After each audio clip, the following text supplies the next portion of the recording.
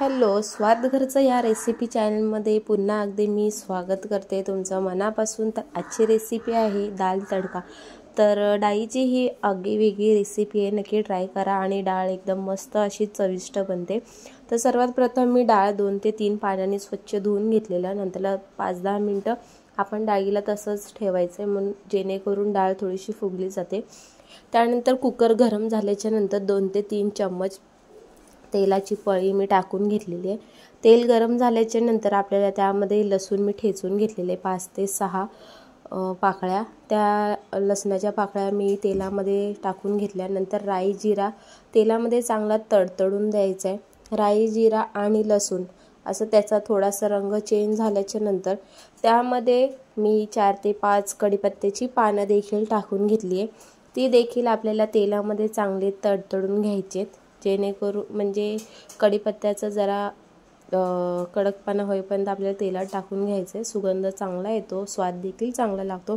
त्यानंतर 2 बारीक कांदे लांब लांब मी चिरून घेतलेले आहेत, ती देखील आपल्याला तेलामध्ये चांगले फ्राय करून घ्यायचे। कांदा हा थोडा मऊसूत आणि लाल गोल्डन होईपर्यंत आपल्याला तेलामध्ये चांगला फ्राय करायचा आहे।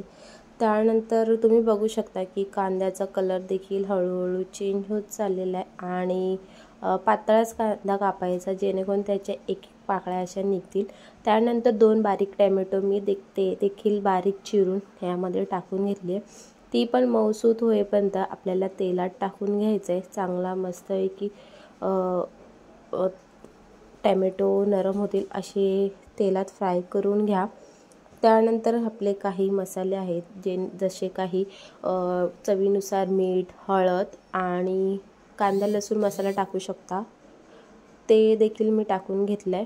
कांदा मसाला किंवा तुम्ही गरम मसाल्याचा वापर करू शकता तुमच्या चवीनुसार, त्याच्याने सुगंध पण छान असतो आणि डाळीला चव देखील मस्त भन्नाट येते।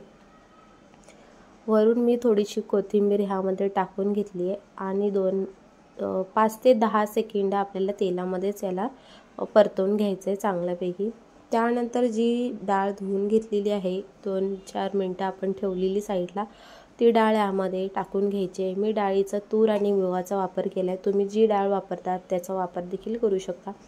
आणि ती डाळ देखील आपल्याला कांदा टोमॅटो सर्व मसाल्यामध्ये मिक्स चांगली करून घ्यायची आहे।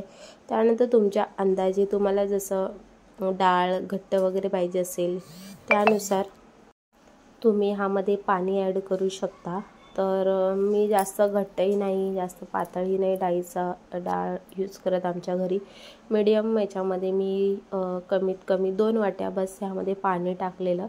त्यानंतर कुकरचं झाकण लावून वरून पुन्हा आपल्याला एकदा कोथिंबीर सर्व करून घ्यायची आहे, त्याच्याने चांगला फ्लेवर येतो आणि डाळ देखील छान लागते। त्यानंतर कुकरचं झाकण लावून 3 ते 4 शिट्या करून घेतल्या। तुम्ही बघू शकता की डाळ मस्तपैकी शिजली आहे आणि सुगंध पण भन्नाट येत होता। फक्त ही डाळ भातासोबत देखील तुम्ही खाऊ शकता किंवा चपाती डाळ देखील खाऊ शकता। तर तुम्हाला कशी ही रेसिपी वाटली नक्की मला कमेंट्समध्ये कळवा।